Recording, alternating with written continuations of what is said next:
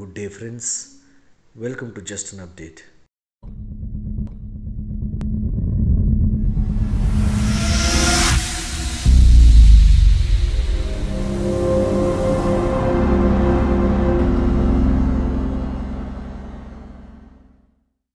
இந்த உலகத்தில் ஆயிரக்கணக்கான ஆட்டோமொபைல் மேனுஃபேக்சரிங் கம்பெனிஸ் இருக்குது. அந்த எல்லா கம்பெனிஸ்லையும் வச்சு பார்த்திங்கன்னா கிட்டத்தட்ட முக்கால்வாசியான எல்லா கம்பெனிஸுமே பேசஞ்சர் கார்ஸை மட்டுமே அதிகமாக தயாரிக்கூட கம்பெனியாக இருக்குது. அதில் மீதமுள்ள 25% கம்பெனிஸ் பார்த்திங்க அப்படின்னா பேசஞ்சர் கார்ஸ் மற்றும் ஸ்போர்ட்ஸ் கார் ரெண்டையுமே தயாரிக்கூட கம்பெனியாக இருக்குது. ஸ்போர்ட்ஸ் கார் மட்டுமே வச்சு மேனுஃபேக்சர் பண்ணி தயாரித்து மக்களுக்கு வெளியிடுற ஆட்டோமொபைல் கம்பெனிகள் என்னென்னு பார்த்திங்க அப்படின்னா கோனிக்செக், ஃபெராரி, லாம்போர்கினி மற்றும் போர்ஷே. இன்றைக்கி இந்த வீடியோவில் இந்த போர்ஷே கம்பெனியினுடைய வரலாறை பற்றி தான் நம்ம இன்றைக்கி பார்க்க போகிறோம். கம்பெனியினுடைய பேரை பார்த்திங்க அப்படின்னா நிறைய பேர் போர்ஷ் அப்படிம்பாங்க, போர்ஷே அப்படிம்பாங்க. ஆனால் இதனுடைய ப்ரொனன்சியேஷன் கரெக்டாக என்னென்னு பார்த்தீங்கன்னா போர்ஷே. இந்த போர்ஷே கம்பெனியினுடைய வரலாறு பார்த்திங்க அப்படின்னா கிட்டத்தட்ட 100 ஆண்டுகளுக்கு முன்னாடியே துவங்குது. 1875ஆம் வருடம் ஃபெர்டினண்ட் போர்ஷே என்னன்னு சொல்லக்கூடிய நபர் இப்போ இருக்கக்கூடிய செக் ரிப்பப்ளிக் நாட்டுக்கும் ஆஸ்திரியாவில் ஒரு பார்டர் சிட்டியில் பிறக்கிறாரு. ஆனால் இவர் யாருன்னு பார்த்தீங்கன்னா ஒரு ப்ராப்பரான ஒரு ஆஸ்திரியன். இவருக்கு சின்ன வயசுலேயே இருந்து இன்ஜினியரிங் மற்றும் தொழில்நுட்பத்தில் ரொம்ப ஆர்வம் காமிச்சிக்கிட்டு வந்தார். இவங்க அப்பா ஒரு தொழிலதிபர். அவங்க அப்பா பையன் பெரியவனானதும் அவங்க ஃபேமிலி பிஸ்னஸை பார்த்துக்கணும் அப்படிங்கிறத அவங்க அப்பா ரொம்ப நாட்டங்க காமிச்சார். ஆனால் பையனுக்கு ஒரு பெரிய இன்ஜினியர் ஆகணும், வேறு டைப் ஆஃப் பிஸ்னஸ் ஆரம்பிக்கணும் அப்படிங்கிறத அவருக்கு ஒரு லட்சியமாகவே இருந்தது. ஃபெர்டினண்ட் போர்ஷே ஸ்கூல் படிப்பு முடித்ததுக்கப்புறம் வியன்னா இன்ஸ்டியூட் ஆஃப் டெக்னாலஜி அப்படின்னு சொல்லிட்டு ஒரு ஃபேமஸான காலேஜில் போய் ஜாயின் பண்ணி அவருடைய காலேஜ் படிப்பை முடிக்கிறாரு. முடித்ததுக்கு பிற்பாடு 23ஆம் வயதில் அவர் ஒரு கார் ஒன்று மேனுஃபேக்சர் பண்ணுறாரு. இந்த காரினுடைய பேர் என்னென்னு பார்த்தீங்கன்னா போர்ஷே P1. அதுக்கப்புறமா பார்த்தீங்கன்னா அதனுடைய அப்டேட்டட் வேர்ஷனை ரிலீஸ் பண்ணுறாரு. இந்த மாடலில் பார்த்தீங்க அப்படின்னா எலக்ட்ரிக் பேட்டரி மற்றும் கேஸ்லின் என்ஜின் இது இரண்டையுமே பொருத்தி அவர் காரை ரிலீஸ் பண்ணுறாரு. இதை உலகத்தில் வச்சு first ever hybrid car model. அதற்கு பிற்பாடு ஃப்ரான்ஸ் ஃபெர்டினண்ட் என்னும் சொல்லக்கூடிய ஒரு இளவரசர் கீழே ஒரு இன்ஜினியரிங் கம்பெனியில் இவர் வேலை செய்கிறாரு. அந்த ஃப்ரான்ஸ் ஃபெர்டினண்ட்ங்கிறது யாரும் கிடையாது, 1ஆம் உலகப் போர் தொடங்கினதுக்கே அவர் தான் காரணம். அவர் இறப்புக்கு பிற்பாடு தான் ஃபர்ஸ்ட் வேர்ல்டு வாரே ஸ்டார்ட் ஆச்சு. அதே ஃப்ரான்ஸ் ஃபெர்டினண்ட் கீழே தான் இவர் வேலை செய்கிறாரு. அவருடைய மரணத்துக்கு பிற்பாடு இவர் ஒரு சில வருடங்கள் டைம்லர் கம்பெனியில் வேலை செய்கிறாரு. 1931ஆம் வருடம் டைம்லர் கம்பெனியில் அவர் விட்டு விலகிறாரு. ஜெர்மனியில் வச்சு ரொம்ப ஃபேமஸான என்ஜினியராக அவர் கருதப்படுறார் அந்த காலகட்டத்தில். அதற்கப்புறம் என்ன பண்ணுறாருன்னு பார்த்தீங்கன்னா சுயமாக ஒரு கம்பெனியை ஒன்று ஆரம்பிக்கணும்னு சொல்லிட்டு போர்ஷே என்னும் சொல்லக்கூடிய பிராண்ட் நேம்லேயே அவர் கார் கம்பெனியை துவங்குறாரு. கார் கம்பெனி துவங்கி பல டெக்னாலஜிக்கலி அட்வான்ஸ்ட் காரை அவர் மேனுஃபேக்சர் பண்ணாலும் மக்கள் யாரும் அதை விரும்பி வாங்க மாட்டேங்கிறாங்க. ஏன் பார்த்தீங்க அப்படின்னா 1930லேருந்து 40ஆம் வருடத்திற்குள்ளே ஜெர்மனியில் இன்ஃப்ளேஷன் ரொம்பவே ஜாஸ்தியாக இருந்தது. மக்களுக்கு வேலையில்லா திண்டாட்டமும் வறுமையும் அந்த ஆட்டி படைச்சிது. அதனாலேயே நிறைய பேர் இந்த மாதிரி காஸ்ட்லி கார்களை வாங்குறதுக்கு தயக்கப்பட்டாங்க.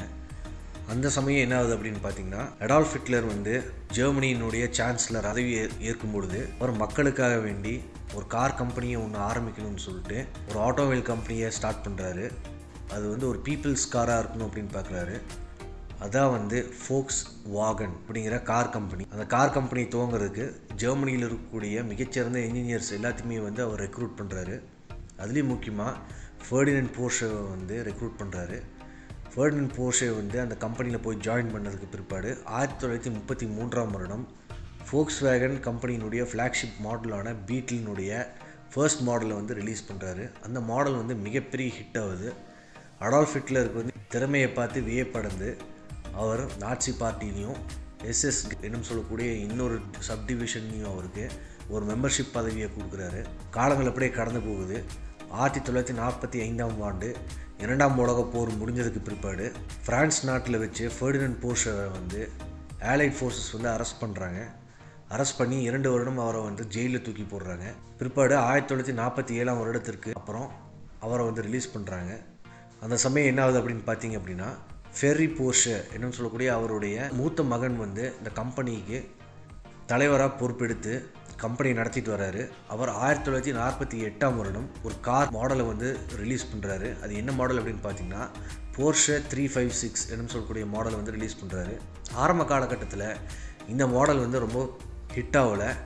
ஆனால் ஒரு சில வருடங்கள் கழித்து இந்த கார் மாடலினுடைய பாப்புலாரிட்டி வந்து ரொம்பவே வந்து உலகம் பூரா பரவுது. முக்கியமாக எப்படி அப்படின்னு பார்த்தீங்கன்னா, இந்த லேமா அப்படின்னு சொல்லக்கூடிய ஒரு ஃபேமஸான யூரோப்பில் இருக்கக்கூடிய ரேஸ் சர்க்கியூட்டில் இந்த கார் பார்ட்டிசிபேட் பண்ணி பல அவார்ட்களை வின் பண்ணுது. அதற்கு பிற்பாடு 1963ஆம் வருடம் Porsche 356 மாடலை ப்ரொடியூஸ் பண்ணுறது நிப்பாட்டிட்டு Porsche 911 என்னும் சொல்லக்கூடிய ஒரு புது வகை மாடலை வந்து டிசைன் பண்ணுறாங்க.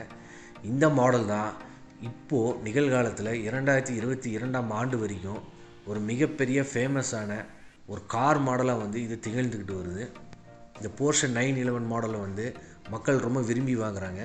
அது மட்டும் இல்லாமல் ஆட்டோமொபைல் கிரிட்டிக்ஸ் எல்லாருமே வந்து இந்த மாடலை வந்து ரொம்பவே பாராட்டி பாசிட்டிவான ரிவ்யூஸ் எழுத ஆரம்பிக்கிறாங்க. இந்த கார் மாடலில் அப்படி என்ன சிறப்பு அப்படின்னு பார்த்தீங்கன்னா, Porsche 356 இருக்கக்கூடிய ஃப்ரண்ட் பிளேஸ்ட் என்ஜினை வந்து ரியர் சைடுக்கு ஷிஃப்ட் பண்ணுறாங்க. அதாவது என்ஜினை முன்புறமாக வைக்காமல் பின்புறமாக வந்து காரினுடைய பூட் ஃபிட் பண்ணி 2 சீட் மட்டுமே இருக்கக்கூடிய ஒரு காரை வந்து இதை டிசைன் பண்ணுறாங்க. இந்த கார் வந்து மிகப்பெரிய வெற்றி அடையுது. ஒவ்வொரு வருடமும் இந்த காரினுடைய மாடலை அப்டேட் பண்ணி ரிலீஸ் பண்ணிட்டு வராங்க. இந்த கார் வந்து கிட்டத்தட்ட 20,000 கார்கள் வந்து ஒவ்வொரு வருடமும் தொடர்ச்சியாக விற்றுக்கிட்டே வருது. Porsche கார்களினுடைய 2/3 பங்கு கார்கள் வந்து இன்னும் வந்து டிஸ்போஸ் பண்ணாமல் எல்லாரும் அந்த காரை வந்து பயன்படுத்திட்டு வரதா ஒரு ஆய்வில் சொல்கிறாங்க. Porsche 911 மாதிரியே வந்து Porsche Carrera GTன்னு சொல்லிட்டு இன்னொரு கார் மாடல் கூட ஒன்று இருக்குது. அது வந்து கிட்டத்தட்ட Porsche 911 மாதிரியே தான். அதற்கு பிற்பாடு 2002ஆம் ஆண்டில் Porsche கம்பெனி வந்து அதிரடி முடிவை வந்து எடுக்கிறாங்க. அது என்னென்னு பார்த்தீங்க அப்படின்னா, ஸ்போர்ட்ஸ் கார் மட்டும் தயாரிக்கக்கூடாது, மாறாக நம்ம பேசஞ்சர் கார்களையும் சேர்த்து தயாரிக்கணும்னு சொல்லி முடிவு எடுக்கிறாங்க. இது உலகத்தில் இருக்க எல்லா கிரிட்டிக்ஸும் எல்லா ஃபேன்ஸுமே வந்து ஷாக்கில் கொண்டு போய் விடுது. அது என்ன கார் மாடல் அப்படின்னு பார்த்தீங்க அப்படின்னா, Porsche Cayenne அப்படின்னு சொல்லிட்டு ஒரு SUV காரை வந்து 2002 ரிலீஸ் பண்ணுறாங்க. எல்லோரும் என்ன நினச்சாங்க அப்படின்னா, இந்த கார் மாடல் வந்து ஃப்ளாப் ஆகும் அப்படின்னு நினச்சாங்க. மாறாக இந்த கார் மாடல் வந்து ஃப்ளாப் ஆகாமல் மிகப்பெரிய ஹிட் அடையுது. அதைத் தொடர்ந்து பல SUV கார்கள் அப்டேட் பண்ணி இந்த கம்பெனியை ஒவ்வொரு வருஷமும் ரிலீஸ் பண்ணிட்டு வராங்க. 2008ஆம் ஆண்டுக்கு பிற்பாடு இந்த Porsche கம்பெனி வந்து Volkswagen கம்பெனியால் விலைக்கு வாங்கப்படுது. Porsche கம்பெனி Volkswagen குரூப்பினுடைய ஒரு சப்சிடரி தான். உங்களுக்கு Porsche கம்பெனி பற்றி வேறு ஏதாவது சுவாரஸ்யமான தகவல்கள் தெரியும் அப்படின்னு நினச்சிங்கன்னா தாராளமாக உங்கள் கமெண்ட் செக்ஷனில் உங்கள் கருத்துக்களை பதிவு செய்யுங்கள். இந்த வீடியோவை பார்த்ததுக்கு நன்றி. நீங்கள் புது வியூவராக இருந்தால் நம்ம சேனலுக்கு சப்ஸ்கிரைப் பண்ணுங்கள். உங்களுக்கு இந்த மாதிரி டெக்னாலஜி அண்ட் ஆட்டோமொபைல் ரிலேட்டட் வீடியோஸ்லாம் அப்டுடேட்டாக கிடைக்கும். இந்த வீடியோவை லைக் பண்ணுங்கள். அப்போ தான் இந்த யூடியூப் அல்காரிதம் இந்த வீடியோவை ரெக்கக்னைஸ் பண்ணி நிறைய பேர்த்துக்கு இந்த வீடியோவை போட்டு காட்டும். அது மட்டும் இல்லாமல் எனக்கு மோட்டிவேஷனலாகவும் இருக்கும். நீங்கள் கண்டிப்பாக லைக் பண்ணுவீங்கன்னு எனக்கு தெரியும். மறக்காமல் இந்த வீடியோவை உங்கள் நண்பர்களுக்கும் உறவினர்களுக்கும் ஷேர் பண்ணுங்கள். அவங்களும் நிறைய விஷயங்கள் இந்த மாதிரி சுவாரஸ்யமான தகவல்களை பார்த்து தெரிந்து கொள்ளட்டும். மீண்டும் அடுத்த முறை சந்திப்போம். நன்றி, வணக்கம்.